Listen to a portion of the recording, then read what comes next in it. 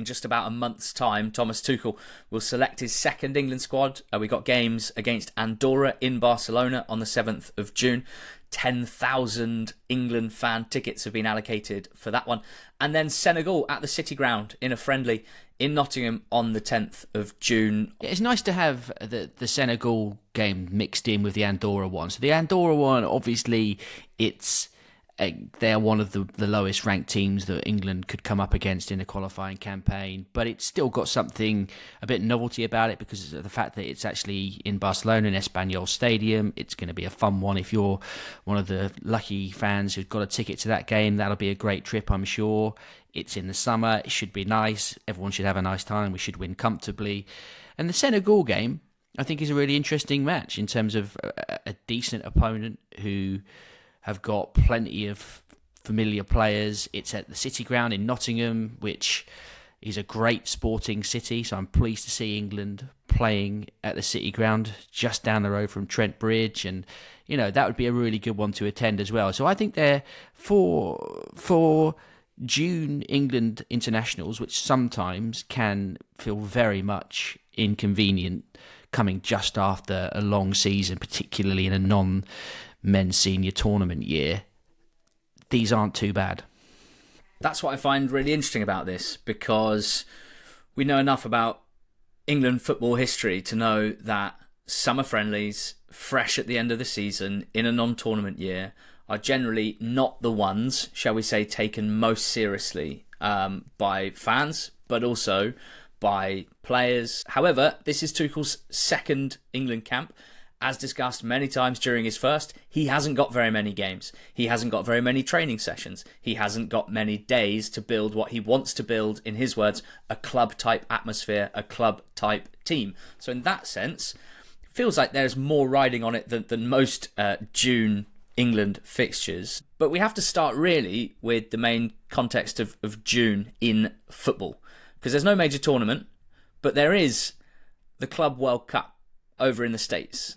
And it involves Chelsea and Manchester City. It also involves Real Madrid and Bayern Munich and Atletico Madrid and Dortmund. So in totality, there are players such as Jude Bellingham, Harry Kane, Conor Gallagher, Reece James, Levi Colwill, Cole Palmer, Noni Madueke, Phil Foden, John Stones, Rico Lewis, Jack Grealish, even Jamie Gittins at Dortmund, even Eric Dyer at Bayern Munich, and potentially Trent Alexander-Arnold, if Real Madrid get their way, who are going to be playing for their clubs in the States pretty much within a week of the game against Senegal.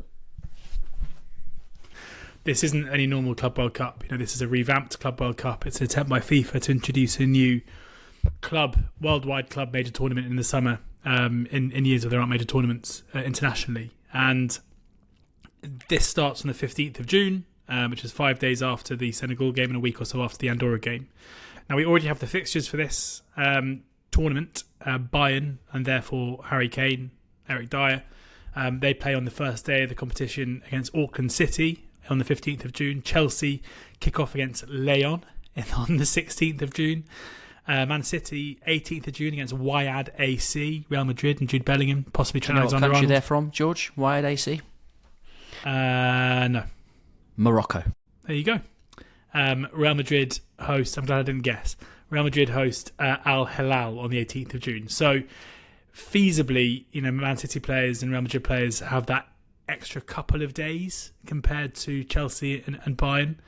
But either way, you know, we don't know sitting here what the situation is going to be. Like, is Harry Kane going to be taken to Barcelona to play Andorra, going to be taken to Nottingham to play Senegal, and then be expected to pitch up and play against Auckland City 5 days later, you know, at the TQL Stadium in Cincinnati, Ohio? Like, I don't know. We don't know sitting here whether that's going to be the case. It feels like it's going to have some kind of impact, and this will become apparent in due course. Either we're going to see, you know, these players, I guess, turn up for the latter stages of the competition, having been on international duty, or we're going to see players given an opportunity to stake a claim for their England spot in their absence. We will have to wait and see which is the case. This isn't an unfamiliar scenario for an England manager to have to deal with competing influences around international fixtures at any time of the year, but especially, as you've already said, Ali, in this June international break. The Champions League final will be on the 31st of May, so just 8 days before that Andorra game. As it stands, there could be, a few Arsenal players involved in that one if they get through against PSG. Again, is that going to be an issue in terms of players reporting on time to the camp, players being fit? And I could certainly foresee a world where the managers and hierarchy of Chelsea and Manchester City in particular, just from an English point of view, would rather their players don't join up with England and would rather that they get themselves ready. We don't, because it's never happened before. We don't know. Are the clubs going to have like a training camp like you would do for England? Are they going to go over to America and have a training camp the week before? Or do they care about it? Is a City going to end up playing, and Chelsea end up playing their sort of vast ranks of youth and fringe players, both of whom have got plenty of players that they could put in? That might be another consideration when we come to the chatting about the under-21s at some point. There's a lot of moving parts here, but it really feels like to me that I can't foresee Thomas Tuchel not wanting Harry Kane and Jude Bellingham in his squad, in particular, not wanting his captain there. I think there might be a few players amongst the Chelsea and Man City ranks where he goes, I'm a bit more okay with you not being here or you not being here. Is there a halfway house where most of the senior players and the players involved in this tournament play in the qualifier against Andorra and then leave before the Senegal game, but then that becomes messy? I do think we should acknowledge the possibility that everything just proceeds completely as normal and the players leave the camp after the Senegal game on the 10th and just the ones who are involved just go. And that these big clubs, especially in the group stage, are playing, most of them anyway, are playing teams that they would expect to beat and, will probably not be that bothered. It's not a World Cup like England where you have to have that sort of 2-week training period. These players know each other. It's club football. It's a curiosity. It's a new thing.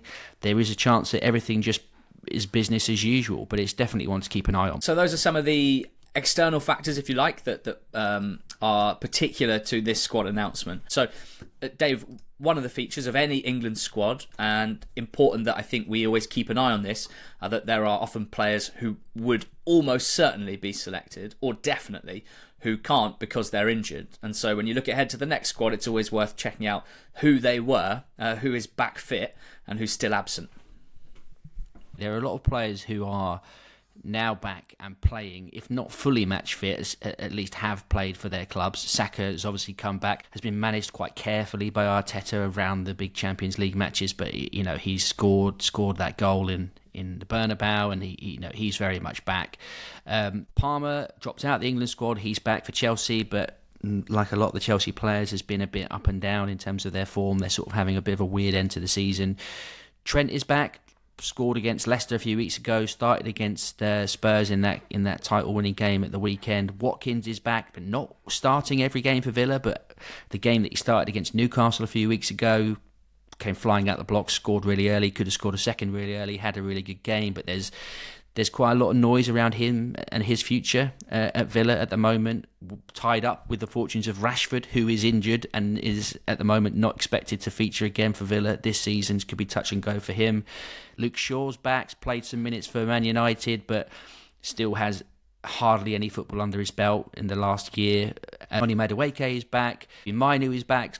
Mainoo scored that goal, the penultimate goal in that crazy game against Lyon in the Europa League a few weeks ago. Last week it was. Maguire's back, playing up front for United when they need him in the last minute. So there are a lot of people that weren't available to Tuchel in the last camp who might be available now. John Stones still isn't back for Man City. He was initially expected to be out for about 10 weeks, so that's kind of, you're getting to sort of mid to end of May, so it's sort of FA Cup final, nothing for him in the Club World Cup if he's fit enough. So he's one I wouldn't expect to be in this next squad, but there are quite a few names there who might shake it up a little bit from what we saw last time. Yeah, you're right. There's a really long list of players who weren't available to Tuchel and now very much are. Obviously, Trent, Saka, the main clear England stars that you'd expect to be straight back in. Palmer, I would still expect to be called up if there's no issue with the Club World Cup. Even if he's in poor form, I kind of think we can all sometimes get a little bit carried away with how a player is playing at club level over the last couple of weeks, couple of months, and it doesn't always have the impact on their England, their international standing in the pecking order. And it seems it would be a hell of a stance from Tuchel to drop a player as talented as Palmer, who, when he's played for England, has looked pretty damn good, just because of some poor form at club level. Stones, I'm hopeful that we will see back in the squad, but the performances of Ezri Konsa in the last camp, the performances of Mark Gahey over the last 12 months for England mean that it kind of seems a strange thing to say. Stones is the biggest name centre back that we have, great England history, and if he's still fit, still offers so much, particularly on the ball and tactical awareness. Is it too much to suggest, George, that even if Stones is fit and in peak condition, that he's not going to just waltz straight back into the starting 11? He may not waltz back into the starting 11. I still think if and when he's been fit for any kind of long stretch of time, he still will be our first choice centre back. I think, as you say, what he offers you in terms of his possession play, but also just the fact that he's someone who's won a lot. Like, he's won Premier League titles, he's won the Champions League. He is elite in a way that Gahey and Konsa absolutely have the potential to move to a Manchester City and probably become a player of a similar stature to Stones. But I think Thomas Tuchel, especially as we've discussed so many times, because this is a short-term project to America 2026, all being well, John Stones will play every single minute of that tournament, and therefore I'm sure that he will likely come back in. And also there's the fact that he offers versatility in that, Gareth Southgate was probably never going to play John Stones as a holding midfielder, but as we'll get on to, there's kind of maybe a need to find someone, given Declan Rice's current development into a more attack-minded midfielder, and given the fact that it seems that Tuchel wants to play 4-2-3-1, maybe we need someone who enables, in a similar way to as Stones has done in the past for City. It wouldn't be impossible to see Stones take up that role in time, albeit it probably wouldn't be the ideal. So, and you say that as the number one Adam Wharton cheerleader. Yeah. Well, I think especially for this summer, in the short term, we've discussed the impact of the Club World Cup. We also have to discuss the impact of the Under-21 Euros, where, in my mind, for Adam Wharton, what is a better preparation for his development as a player, for his England development, for him either playing bit part role in, he might start in the friendly against Senegal and play some part against Andorra, or going out and playing in a tournament under pressure, in a tournament environment, being a key player for England in the Under-21 Euros. For me, it quite clearly would be that. And I think there's an argument that the same could be the case of Kobbie Mainoo, who basically leapfrogged the Under-21s, going from being a player who wasn't in the Under-21s straight into being a senior international.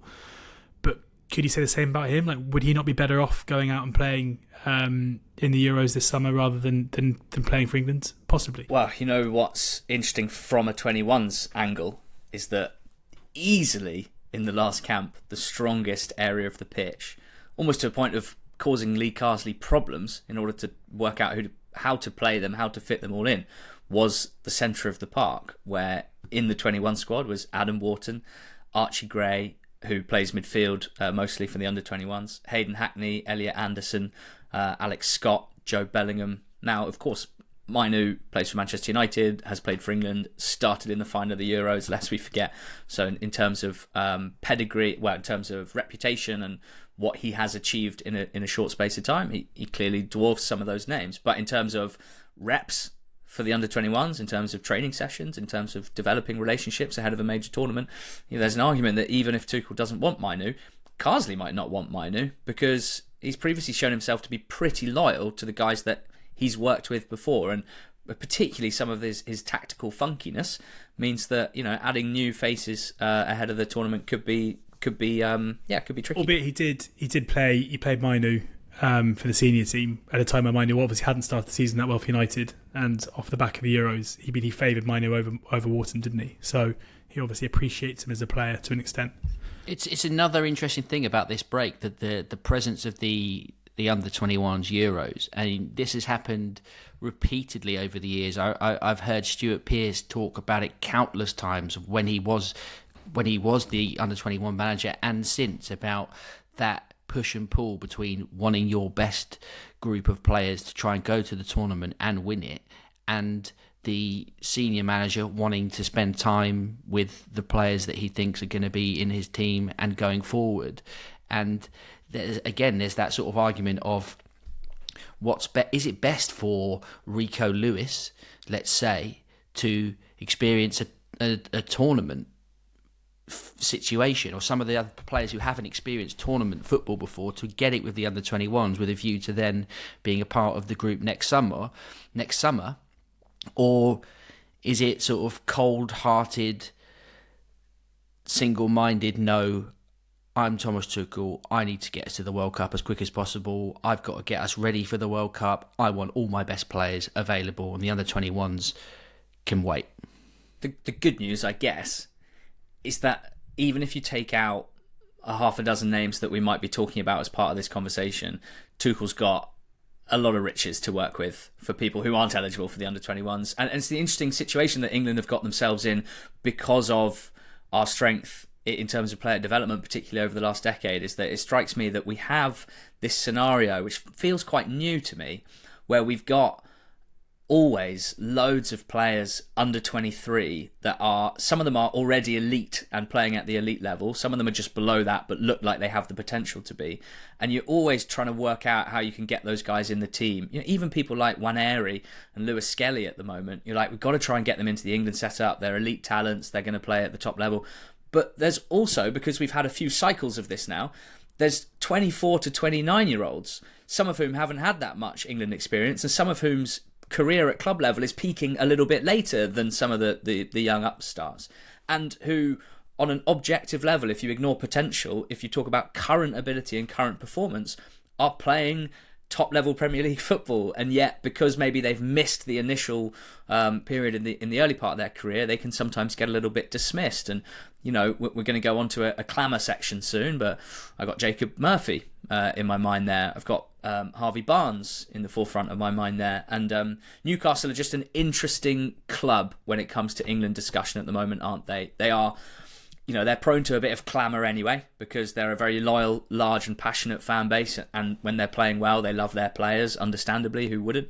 They also have loads of English players, and a lot of them aren't established England internationals, but they are and have been for a couple of years performing right at the top end of the English Premier League, sometimes outperforming players that play for Manchester United, players that play for Spurs, who automatically maybe get a bit more, a bit more power behind them because of the club that they play for. But not only that, Newcastle are particularly interesting to me at the moment because there was a camp before Tuchel was appointed where Lewis Hall played at left back and Anthony Gordon played left wing. And that was Newcastle's left side at the time in the first part of the season. And we thought Lewis Hall played brilliantly, and we tipped him to establish himself in the England squad, if not as a starting left back for a long period to come. Then Hall gets injured. Lewis Skelly comes in, is the absolute star of the camp, and probably the most exciting young player, or at least under 21 player in English football right now. And it feels now like Hall is probably not going to be getting back above Lewis Skelly, certainly not any time soon. He's one of the few players that is still injured, having missed the previous camp. But also, Gordon, in front of him, lost his place when he got injured on international duty and hasn't won it back off Harvey Barnes, even though he is fit and he is available to play. Barnes has kept the space on the left-hand side and has developed a nice partnership at club level with Tino Livramento, who is an England squad member from Tuchel's first squad, who is a right back by trade but has been playing left back and looking absolutely brilliant, including locking down some of the most dangerous wide forwards in the league, most notably Salah in the Carabao Cup final. So even in the subset of Newcastle United's England eligible players, there's some really interesting things at play here. We were chatting on the Football Clichés pod not long before Tuchel named his first squad, whether there would be any one-cap wonders maybe in that squad or maybe in this squad coming up. And Harvey Barnes and Jacob Murphy were names that came up. Harvey Barnes has had one cap for England. He played 17 minutes against Wales in 2020. So he could remain on one and maybe never get back in, but his recent form maybe gives him a bit of a chance, particularly if there are some gaps in the squad due to the reasons we've mentioned. Murphy, I think he's, it's probable that his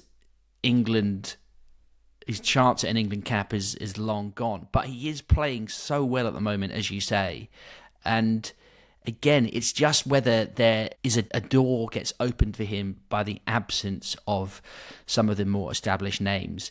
This pair of games, Andorra and a friendly against Senegal, it is the sort of games. They are the sort of games that you could take a chance on someone and just see. If you're watching this on YouTube, please do subscribe to the channel and drop us a like as well. It's something that became notable during the research for this episode is that while we've got Harry Kane, goal scorer extraordinaire, who starts and plays about as many minutes as he can for England, and that's good news. He's our top ever goal scorer. He's Bayern's top scorer, the Bundesliga's top scorer, and he's about to win his first ever trophies. Outside of Kane, there's a bit of a goal drought situation among England's attacking players. Not so much the strikers themselves, although Watkins isn't having an easy time and Solanke hasn't exactly plundered the goals in his first season at Spurs. But in terms of where else we get goals from, Jude Bellingham's got 2 in his last 16 as we record. Cole Palmer, none in his last 16 games. Phil Foden, none in his last 15 games. Morgan Rogers has 2 in 14, has been getting quite a few assists for Villa. Morgan Gibbs-White hasn't scored in his last 12 either. George, I'm not 100% sure how much this stuff actually matters, but I do think it'd be a dereliction of our duty not to flag this sort of stuff in these conversations. I think it suggests that key players aren't in great form. I don't think it necessarily means that suddenly we're going to take to the field and these guys are going to be incapable of scoring, but it's certainly, if you look back to last summer in the Euros where Palmer came in great form and showed his goal scoring potential, Bellingham, Saka, it wouldn't have been great had we gone into the tournament with these guys in this kind of lean spell. But similarly, you mentioned Kane there, who's obviously a pretty reliable source of goals. With Watkins, it's more a case of not playing as many minutes as he'd like, but his goal scoring record is still okay when he does play.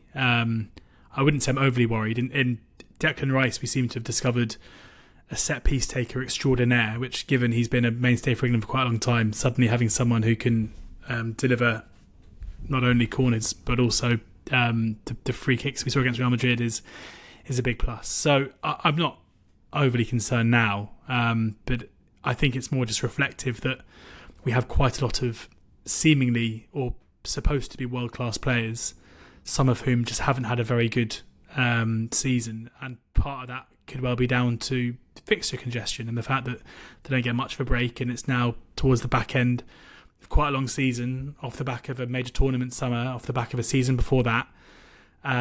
It takes its toll, I reckon, and the likes of Cole Palmer, Foden, could probably do with a break of some sort. Bukayo Saka had one whilst he was injured, and he's probably the one right now who looks in the best form of all the guys who you kind of mentioned as being in the front line. And it's probably a bit of a shame that whether it's because of the England camp or the Club World Cup, they're probably not going to get a break. I think it is the sort of thing that we would be panicking about if we were staring down the barrel of a World Cup. There would be widespread panic about England's shot-shy forwards. But I think context is important. Phil Foden has been playing in a Manchester City team that have not had a good season by their standards by any stretch, and he's very much part of that whole situation. Jude Bellingham's role has changed a bit, I think, this season at Real Madrid as they've tried to fit in Kylian Mbappe and that whole thing, and they've had the disappointment recently of going out in the Champions League, and clearly he's not quite hitting. He had that situation again recently, didn't he? Where there was that nonsense after the cup match at the weekend, and he's had a red card. He's had a few. I'm not saying he's had a bad season by any stretch, and I've not watched his every game in La Liga, but again, things maybe not completely all rosy as they were when they were winning the Champions League, the season before. And Cole Palmer as well, playing in a Chelsea team who, yes, are still in the hunt for the Champions League places, sort of still hanging in there, but Chelsea fans don't appear to be very happy with Maresca. Cole Palmer's role maybe, again, not quite as free as it was last season when he was having his amazing run. So it's easy just to look at numbers and get run of games without goals and just think, oh, these players are playing badly. And clearly none of them are playing at their absolute best, but I think there are reasons for that, and that doesn't necessarily have to translate into that form or that lack of form carrying over to an England shirt. Well, even Ivan Toney's only scored in 2 of his last 5 games out in Saudi, having previously scored in 7 straight. So clearly the drought is stretching across continents. Bellingham, Dave, has shouldered a lot of responsibility at club and international level over the last 18 months or so. Looks to have taken a literal toll on his shoulder. Now, I noticed this when I was watching the Arsenal second leg, and he was wearing the short sleeved shirt, and also tucked in as well, which was a bit of an old school look. But he had a short sleeve shirt on, but I could see like a sort of quite thick black underlayer. But normally when they're wearing an underlayer, it would be a long sleeved one, and it would be the same colour as the shirt. So I was intrigued as to what he was doing there. And then I saw a photo from after the game where he's got this massive shoulder strapping on. I mean, it's almost like a cast, like a sling almost. It's like, looks like really quite heavy and cumbersome and thick. And he does sometimes slightly have that sort of feel of a man who is being held together a little bit. I remember there was a period before the Euros where he seemed to have this enormous kind of thigh strapping and that sort of tape that they have on their thighs and hamstrings. So yeah, that is a little bit concerning. I mean, again, it would be much more concerning were we on the eve of a World Cup. But I hope Jude Bellingham doesn't turn into an injury-prone, injury-dogged man. As per Who Scored, who track all league, cup, international minutes and fixtures and get an appearance and everything else, Jude Bellingham, who is still, let's remember, 21 years of age, isn't 22 until June, has played over 20,000 minutes in his career up to this point. Like, that is insane. Like, again, it kind of comes back to the point where when is he going to get? How many games is that? I can't deal with thousands of minutes. I can't translate it in my head quick enough. 222 90s. Yeah, is 20,000 minutes. Okay, so a lot of games. Yeah, I just wonder when he's going to get a break. Like, when is he going to get just 4 weeks, 6 weeks, just to rest? This summer should be that option. Even if there was an international break where he had to go and play in Andorra and Nottingham, ideally after that he'd have a month before having to go back to pre-season Real Madrid, but they're not getting it. I really worry what this is going to do to young players, especially, as you say, when it kind of feels like they're patched together going into the summer. And then another interesting talking point alluded to earlier is just with Ollie Watkins.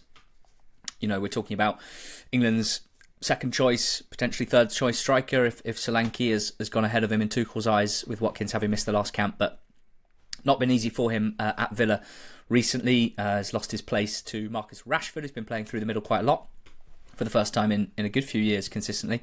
Watkins has only started 2 of Villa's last 6 and was left out of the starting 11 of both Champions League games against PSG. He was clearly pretty hurt by that. So that's just an interesting wrinkle at the top end of the pitch. I think we always want 2 backup strikers to Kane, ideally who offer something a little bit different, ideally who don't necessarily have the stature or the standing in the game maybe to demand minutes off Sir Harold. And I think in Watkins and Toney, we had a great situation in the Euros last summer, and they both made an impact in reduced minutes. So I always felt like it's kind of Watkins's place for the next year or two. But he's in a tough moment, shall we say. So I guess just finally, there's always certain names that become the go-to for clamour, Dave. And you're someone who's a bit of a student of clamour, a clamour connoisseur.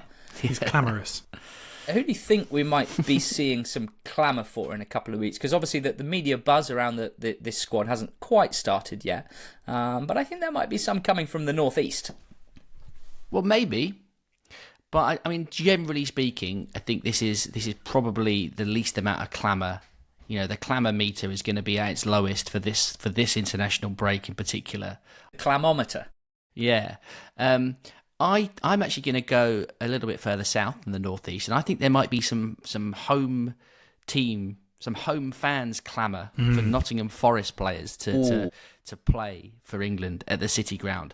We had the situation with Morgan Gibbs-White at the last squad where he was initially left out, but then he was brought in to replace Cole Palmer. So he got in there in the end, but there was quite a lot of unrest from Forest supporters and indeed just general England fans, I think, when Gibbs-White wasn't in the squad. But I wonder whether any of his teammates might also make the squad. And do you think Anderson could, again, this the 21 situation, but might he get bumped up? Interestingly, my Hudson-Odoi still knocking about? Yeah, my thought went straight to Hudson-Odoi, partly because of Rashford's injury, of Gordon's difficulty getting back into the team at England, and partly because Tuchel seemed to make it pretty clear specifically what he wants from his wingers, his wide forwards.